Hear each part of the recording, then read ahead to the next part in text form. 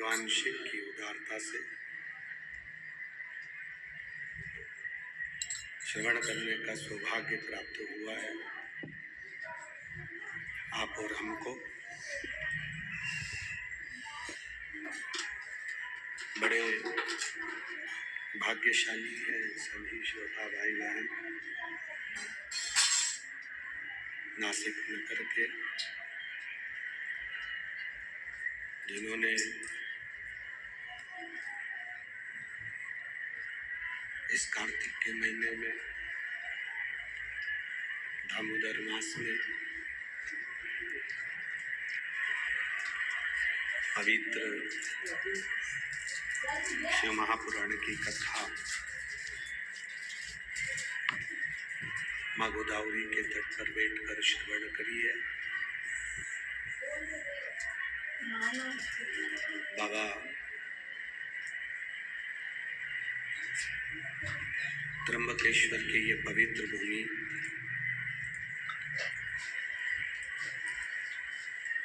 माँ गोदावरी का तट संपूर्ण विश्व के कल्याण हेतु आयोजित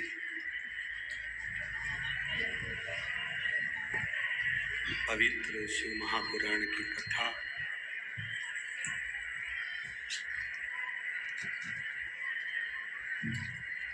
दादा बाबू से पालक मंत्री महाराष्ट्र शासन तो अच्छा समय भी बाबा चालू कर देता है।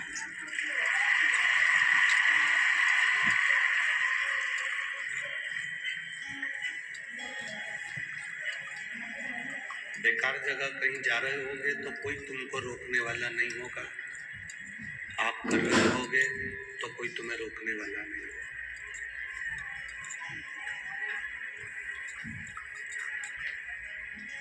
कोई नहीं रोकेगा।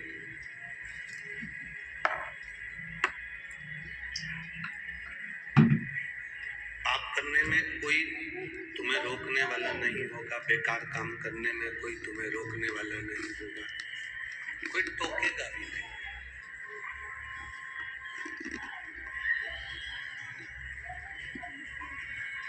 और जब आप अच्छा कार्य करने के लिए आतुर होते हैं, अच्छे मार्ग की ओर जाने का प्रयास करते हैं, तब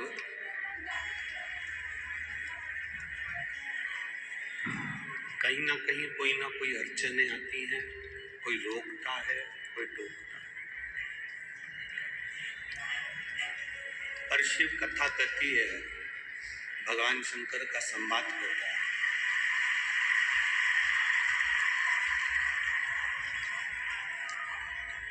पाप कर्म करने पर, झूठ बोलने पर, प्रपंच करने पर, गलत काम करने पर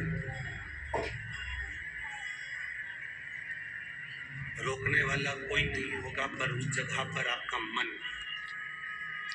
आपका हृदय, आपका चित्त आपको रोक सकता है।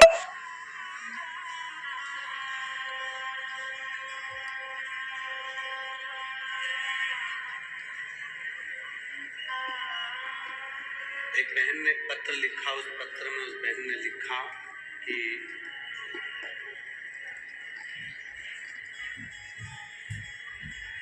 हम जिस मंदिर में पशुपति व्रत करते हैं,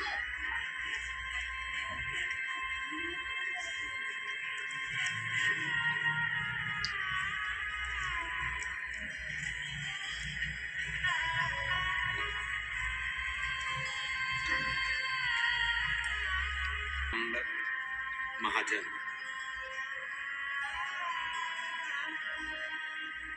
पत्रकार, सावरकर नगर, गंगापुर रोड, नासिक, आप ही ने लिखा। बहुत बहुत साधुवाद है, आपने जो हिम्मत करी इस पत्र को लिखने की, उसके लिए आपको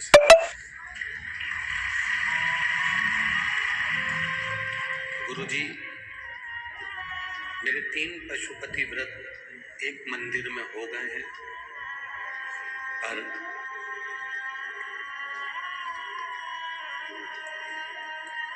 लोग जब वहां पर पशुपति व्रत करने के लिए आने लगे तो उन्होंने उस मंदिर में ताला लगा दिया।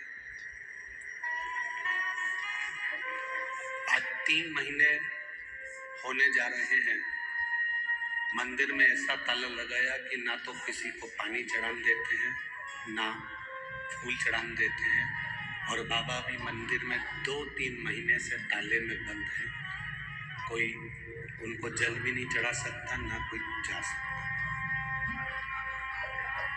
अब आप बताएं, 5 व्रत एक ही जगह पर करना है तो फिर मैं कैसे करूं?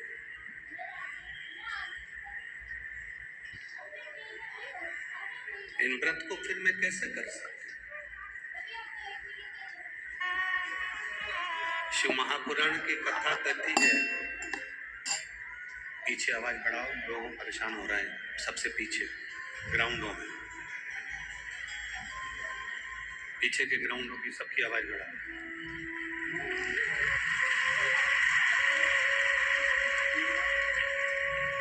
पशुपति व्रत अब मैं करूं तो कैसे करूं? बैठो बेटा। पहले तो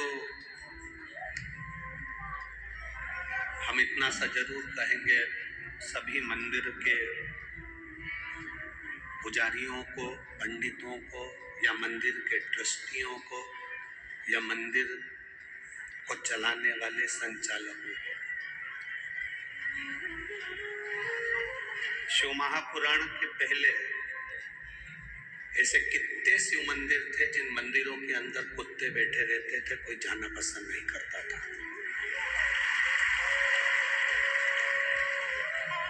गोबर पड़ा रहता था, जाले लगे रहते थे, सफाई नहीं होती थी, झाड़ू नहीं लगती थी, वैसा कि वैसे ही पड़ा रहता था। हमारा तो केवल सनातन धर्म के इन रक्षकों से केवल हाथ जोड़ के निवेदन है, अगर आज बेटा बेटी, घर की बहुएं, घर के पुरुष शंकर के मंदिर तक आ रहे हैं तो आपको खुश होना चाहिए कि हमारा सनातन धर्म जाग रहा है। अगर आज इन बच्चों के हृदय पर कुठार पड़ेगा, आज इन बच्चों के मन पर अगर ये कुठार रहेगा तो ये मंदिर तक जाना छोड़ देंगे। दुनिया तो चाहती यही है कि ये मंदिर तक ना जाएं, धर्म चेंज कर लें, सनातन धर्म को बदलकर हमारे धर्म में आ जाएं और मोमबत्ती पकड़ लें और आना हमारे यहाँ चालू कर दें और ये सनातन धर्म नष्ट हो। ये तो चाहते ही है, पर शिव महापुराण की कथा एक बड़ी सुंदर बात कहती है कि अगर शिव के मंदिर तक लोग आ रहे हैं, एक लोटा जल समर्पित कर रहे हैं, तो आपको मंदिर के दरवाजे खोलना चाहिए, जिससे भक्त से भगवान है। भक्त से भगवान होता है। एक लाइन आप लोग हमेशा गुनगुनाते रहे हैं पहले से कि भगत के वश में भगवान,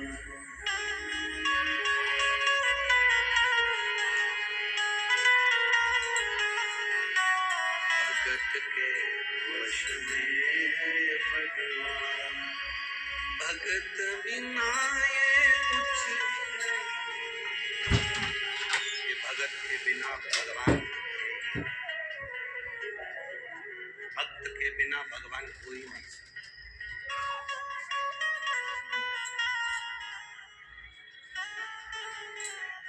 भक्त बिना ये कुछ भी नहीं है।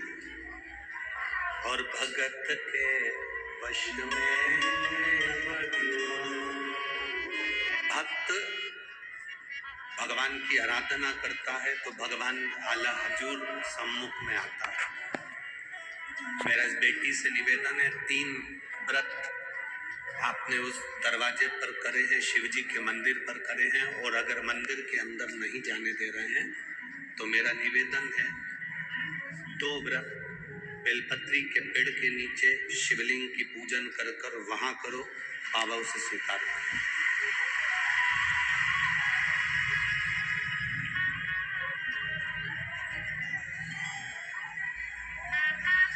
तुझ में रब बसता है यारा में, क्या करूं, सब जगह पर वही है।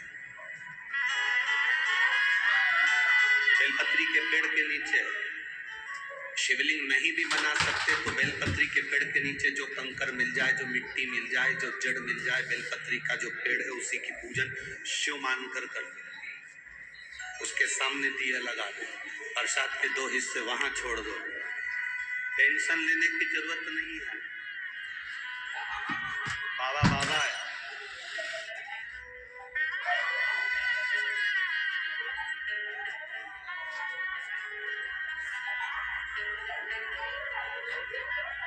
बल्कि खुश होना चाहिए कि इतने सारे भक्त शिव के मंदिर तक आना चालू कर दिए, शंकर जी को 1 लोटा जल चढ़ाना चालू कर दिए। ये खुशी है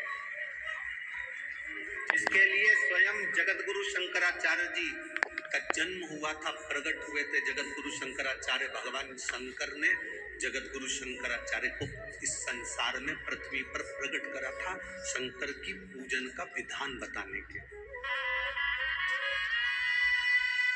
शिव जी की पूजन का विधान बताने के लिए जगत गुरु शंकराचार्य जी को भगवान शिव ने अपना अंश अवतार प्रकट करा और जगत गुरु शंकराचार्य जी ने 4 पीठों का निर्माण कर कर शंकर भगवान की पूजन का प्रचार किया।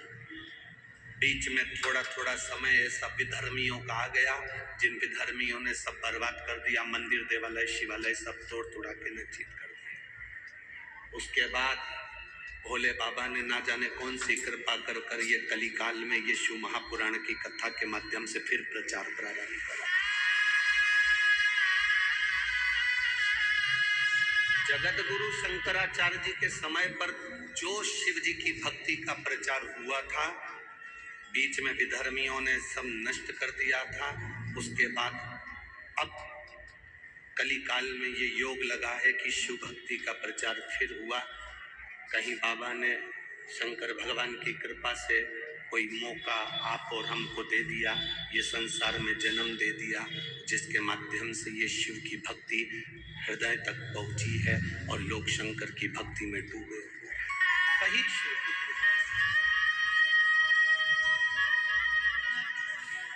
बल्कि पूजन से क्या ये फल मिल सकता है? शंकर भगवान को 1 लोटा जल चढ़ाने से फल मिल सकता है, शंकर जी पे चढ़ा हुआ पानी पीने से फल मिल सकता है, बेलपत्री खाने से फल मिल सकता है।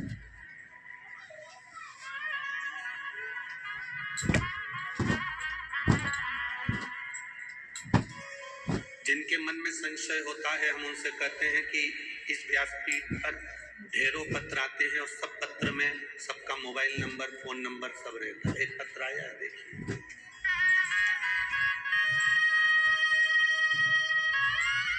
मेरा नाम शीतल दीपक शिर्के, मैं श्रमिक नगर सातपुर नासिक में रहने वाली हूँ। कहीं बैठी हो तो हाथ हिला सकती हैं। आप ही हैं? बच्ची आई है साथ में क्या? बच्ची साथ आई है? नहीं आई है? ठीक है, हाथ हिला दो एक बार। मेरा नाम शीतल दीपक शिर्के है, मैं श्रमिक नगर सतपुरा नासिक की रहने वाली हूँ। मोबाइल नंबर ये है। मेरी बेटी रेवा दीपक शिर्के 6 साल की है। उसे 5 साल की आयु में हार्ट की बीमारी हो गई। प्रतिदिन उसको बुखार आता था, 7-8 महीना लगातार बुखार आया। बुखार पर असर हार्ट पर पड़ा। डॉक्टर बोले इसका हार्ट 60% काम करना चाहिए, पर ये 28% काम कर रहा है। आप पत्र हमारे साथ में पढ़ सकते हैं, LED पर, टीवी पर, आस्था चैनल पर। हार्ट 60% काम करना था, पर सिर्फ 28% ही काम कर रहा है। इसलिए इसको हार्ट की दवाई शुरू हो गई। गुरुदेव, उसका हार्ट की काम करने की परसेंटेज बढ़ने की बजाय कम होने लगी। 28% इसका हार्ट काम कर रहा था, फिर 19% करा। हार्ट ने फिर 17% काम करा, हार्ट ने फिर 5% काम करा। डॉक्टर के हिसाब से बेड पर पड़ी रहने वाली लड़की 5% हार्ट कम कर रहा है, मतलब यह है कि इसका हार्ट बंद हो चुका है। डॉक्टर के हिसाब से इसका हार्ट बंद हो गया है, क्योंकि 5% जिसका हार्ट काम करता है उसको माना नहीं जाता कि इसका हार्ट चल रहा है, ये बंद हो चुका है। गुरुदेव, उसके लीवर और किडनी में भी काम करना बंद कर दिया, सूजन आ गई, लीवर किडनी बेकार हो गई, डैमेज हो गई, उसके पूरे शरीर में पानी भर गया। डॉक्टर बोले इसकी कोई गारंटी नहीं है, ये एक मरी के तुल्य है, हमारी दृष्टि में ये जा चुकी है। फिर मुझे आपकी कथा के बारे में पता चला, पशुपतिनाथ व्रत का वर्णन किया। मेरी माँ ने सीहोर जाकर रुद्राक्ष लाई। मैं रुद्राक्ष को रात को पानी में गला देती थी। लोग कहते थे सीहोर के रुद्राक्ष में ऐसा क्या है, पर मैंने खुद प्रयोग करा है गुरुदेव। पानी में रुद्राक्ष को गलाती थी, बेलपत्र 1 लोटा जल महादेव को चढ़ाती थी, वो पानी लाकर जब डॉक्टर ने कह दिया कि हमारे हिसाब से इसका लीवर, किडनी और इसका हार्ट सब बंद हो चुका है, थोड़े दिन कितने घंटे जीवित रहेगी कोई भरोसा नहीं। हमने एकांतेश्वर महादेव की कथा टीवी पर सुनी, बेटी को हेडफोन लगा दिया। एकांतेश्वर महादेव की कथा जो आपने करी थी हमने सुनना प्रारंभ करी, हेडफोन लगाकर बेटी को सुनाया। बाबा की कृपा का मैं क्या गुणगान करूं गुरुदेव। जो 5% हार्ट काम कर रहा था, लीवर किडनी जो काम करना बंद कर दी थी, बाबा की कृपा से अब वो 25% से ऊपर काम कर रहा है। और मेरी बेटी अब ठीक आराम है। बाबू हाथ हिला दो एक बार वापस, ठीक है। श्री शिवाय नमस्तुभ्यम बेटी, ये शिव है वो घड़ी।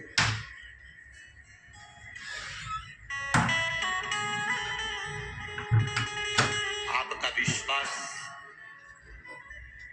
दुनिया भले हंसती हो, दुनिया भले टोकती हो, दुनिया भले अपशब्द कहती हो, उस बेटी ने अपने पत्र में लिखा कि मेरा बड़ा मन दुखता है, मंदिर में भोलेनाथ ताला लगा देते हैं और 2 महीने से उनका ताला नहीं खोला, केवल हमारे पशुपति व्रत करने से रोकने के चक्कर। आप क्यों चिंता करते? अरे मत बुरे कर्म कर बंदे, वरना पछताएगा, भगवान की आंखों से बच नहीं पाएगा, तू बच नहीं पाएगा। अरे ओ अज्ञानी मत करना, तेरे कर्म का फल तू ही पाएगा, जैसा किया तूने तेरा भी आएगा। मत बुरे कर्म कर बंदे, वरना पछताएगा, भगवान की आंखों से बच नहीं पाएगा, तू बच नहीं पाएगा। मेरा निवेदन है मेरी बेटी से, चिंता नहीं करना।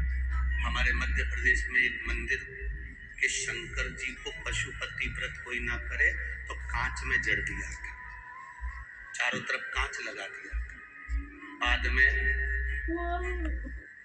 पुजारी जी आईसीयू में पड़े रहे और उनको वेंटिलेटर पर पटक दिया। जब मेरे उनकी पत्नी रोई, हाथ जोड़े, तब कांच को हथौड़ी से फोड़ा गया, शिव रिहा हुए, तब पंडित की ऑक्सीजन वापिस सामने। तुम क्यों टेंशन लेते?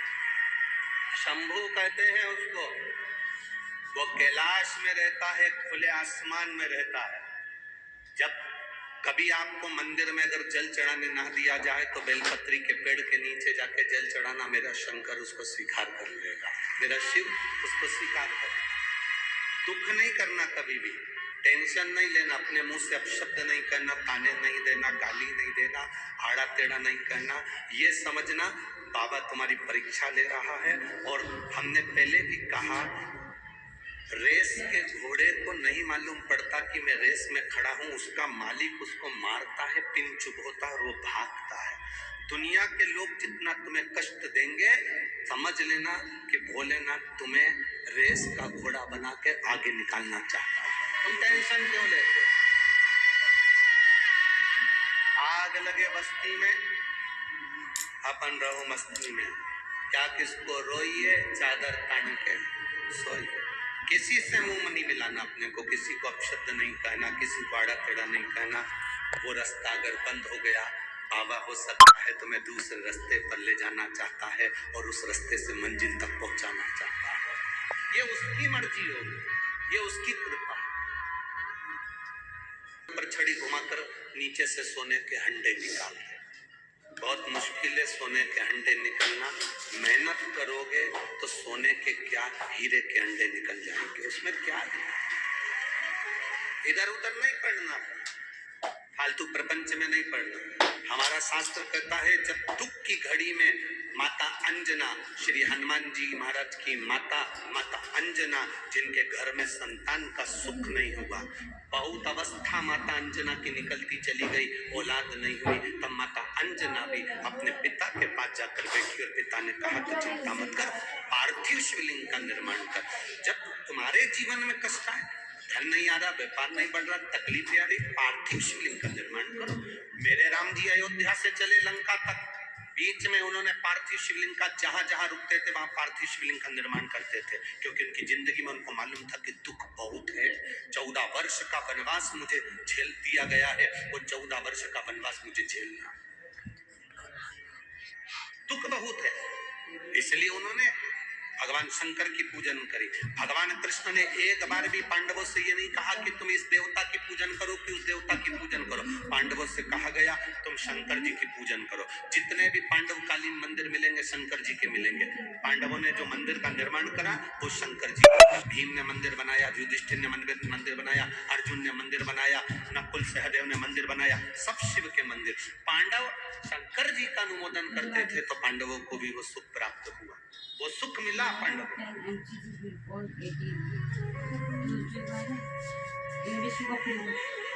शिव भक्ति का जो सुख है खाली नहीं गया। राम जी ने पूजन करी, भगवान कृष्ण ने पूजन करी।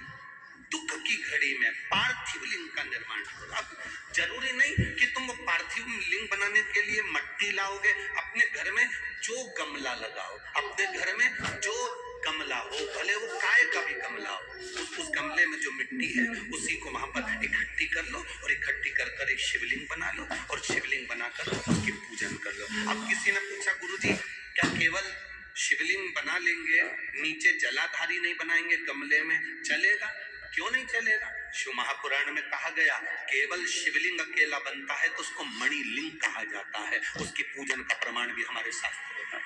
घेरे को ऊंचा करो, गमले के अंदर मिट्टी भरी है, उसको वहीं पर पेड़ पौधा लगा है बगीचे में, वहीं पर मिट्टी के घेरे को ऊंचा करो, उसकी पूजन करके जल विसर्जन करके बाद में उसको जल डालकर वहीं ठंडा कर दो, वहीं विसर्जन कर दो। कौन मना? तुम्हें लगे कि अब मैं बहुत हार चुकी हूँ, बहुत थक चुकी हूँ, एक बार शिवलिंग का निर्माण, पार्थिव लिंग का निर्माण।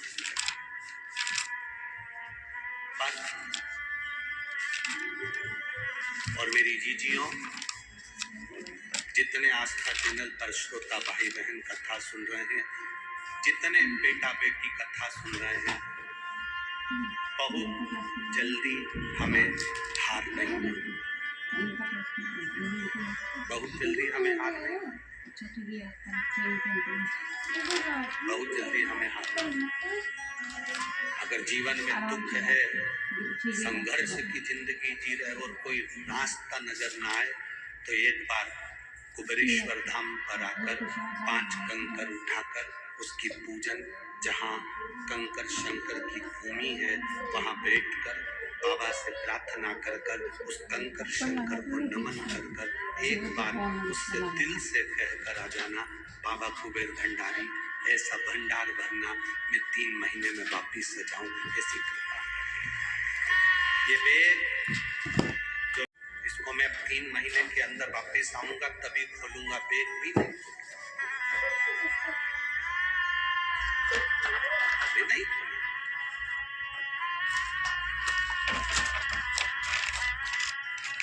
खाली कहाँ भेजता है, कहाँ खाली भेजता है? एक माँ लिखती है, कलकत्ता में कहा माता कुंडली देखने वाले, पत्रिका देखने वाले ढेर सारे होंगे, पर तुम्हारा कर्म देखने वाला कोई नहीं होगा। कर्म तुम्हारा केवल देवाधिदेव महादेव देख सकता है, इसके सिवा कोई नहीं देख सकता। मेरे राम जी महाराज का प्राकट्य हुआ, कौशल्या मैया की गोद में राम जी खेल रहे थे। उनका भाग्य बताने के लिए स्वयं शंकर भगवान उनका दर्शन करने के लिए गए। आप लोगों ने कथा सुनी होगी रामचरितमानस में, शंकर जी कौशल्या जी के यहाँ दशरथ जी के महल के बाहर जाते हैं। भगवान कृष्ण का प्राकट्य हुआ, भगवान शंकर दर्शन करने के लिए, उनका भाग्य बताने के लिए स्वयं मेरे भगवान शंकर ब्रज की रज में चले जाते। आप लोगों ने उसका भी संवाद अभी जब कोसी मथुरा में कथा हुई तब आप लोगों ने श्रवण करा। वो एक लाइन हम लोग कहते हैं, नगर में जोगी आया, देश कोई समझना, सबसे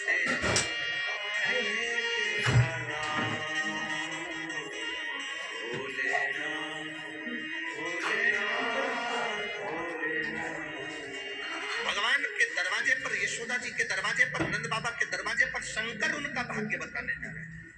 ज्योतिषी कर लो, आनंद है, पत्रिका देखने वाले ढेर मिलेंगे, कुंडली देखने वाले ढेर मिलेंगे, पर कर्म देखने वाला कोई नहीं। तुम्हारे कर्म का भोग तुमको भी भोगना है, हमारे कर्म का भोग हमको भी भोगना है। बड़े से बड़ा कोई संत महात्मा जोगी सन्यासी तपस्वी साधक होगा, उसको भी भोगना। रामकृष्ण परमहंस जी तो देवी जी के उपासक थे, स्वामी विवेकानंद जी के गुरु थे, उनके भी कैंसर हो गया था। स्वामी विवेकानंद जी ने रामकृष्ण परमहंस जी से कहा, आप माता रानी के भक्त हो, कहो ना माता रानी से आपका दुख काट दे। कैंसर जैसी बीमारी आपको हो गई, रोग मिटा। स्वामी विवेकानंद रामकृष्ण परमहंस जी से कह रहे, देवी जी तुम्हारे सामने बात करती है, माँ महाकाली तुम्हारे सामने प्रकट हो जाती है, दुर्गा तुम्हारे सामने आ जाती है। स्वामी विवेकानंद जी कह रहे रामकृष्ण परमहंस जी से, आप माँ से कहो ना आपका दुख काटे। रामकृष्ण परमहंस जी से बार बार स्वामी विवेकानंद जी ने कहा, आज आपको माता को कमरे में जब आप मिले तो माँ से कहिए। रामकृष्ण परमहंस जी एक कमरे में गए और माता को याद करा।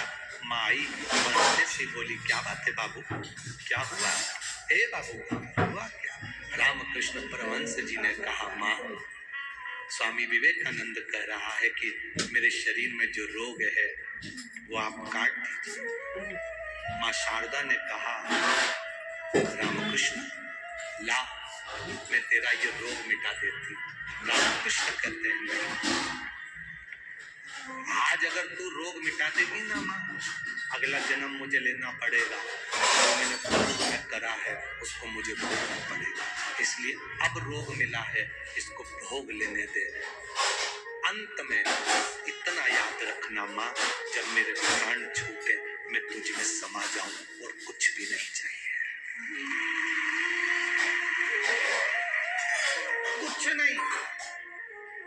राष्ट्र के 4 संत हैं जिनकी समाधि नहीं है, राष्ट्र के 4 संत हैं जिनकी बॉडी का पता नहीं पड़ा कि मरने के बाद उनका शरीर कहाँ गया। राष्ट्र के 4 संत हैं जिनका अंतिम संस्कार नहीं हुआ।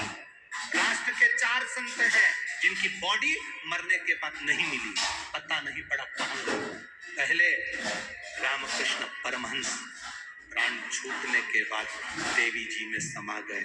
दूसरे चैतन्य महाप्रभु जगन्नाथ में समा गए। तीसरे संत तुकाराम हरि विठल में समा गए। चौथी मीराबाई द्वारकाधीश में समा गए। ये राष्ट्र के 4 संत हैं जिनकी समाधि नहीं, जिनकी बॉडी नहीं मिली, जिनका अंतिम संस्कार नहीं हुआ, सीधे भगवान में समाये है।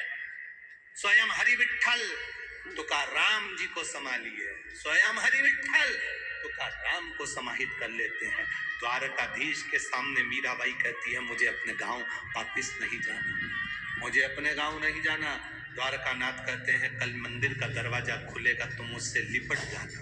मीराबाई जैसे द्वारकाधीश से लिपटी, द्वारकाधीश की मूर्ति का नीचे का हाथ चटक गया, मीराबाई उसमें समा गई। आज भी द्वारकाधीश की मूर्ति नीचे से हाथ में से मीरा समाई।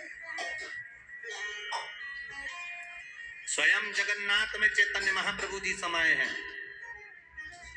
रामकृष्ण परमहंस जी मां जगत जननी में समाये हैं। राष्ट्र के 4 संत ऐसे हैं जिनकी बॉडी नहीं, जिनका अंतिम संस्कार नहीं, जिनका कोई समाधि नहीं, समा गए वो भगवान। उसको महसूस करो। एक पत्र आया है, किसी बहन ने लिखा है, मेरा नाम नीलम नीलेश आयस, मैं रहने वाली दहेगांव बंगला, छत्रपति संभाजी नगर, महाराष्ट्र से। कहीं बैठी हो तो हाथ हिला सकती है। उन्होंने पत्र में लिखा, सबसे पहले मैं दादा भाऊ भूसे जी को प्रणाम करती हूँ, फिर मैं आविष्कार को धन्यवाद देती हूँ। ऐसी बेटा, ऐसी औलाद भगवान सबको दे, आविष्कार जैसी, जो इतनी सुंदर शिव महापुराण की कथा हमारे नासिक में करा दी है और हमको सुनने का मौका दिया। मैं आविष्कार जी भूसे जी को धन्यवाद देती हूँ, जिन्होंने अपना कथा को लेकर यहाँ तक पहुंचे। इस कथा में जितने सहयोगी बने उनको धन्यवाद। मैं गुरुजी अपने मन की बात एक बार कहना चाहती हूँ।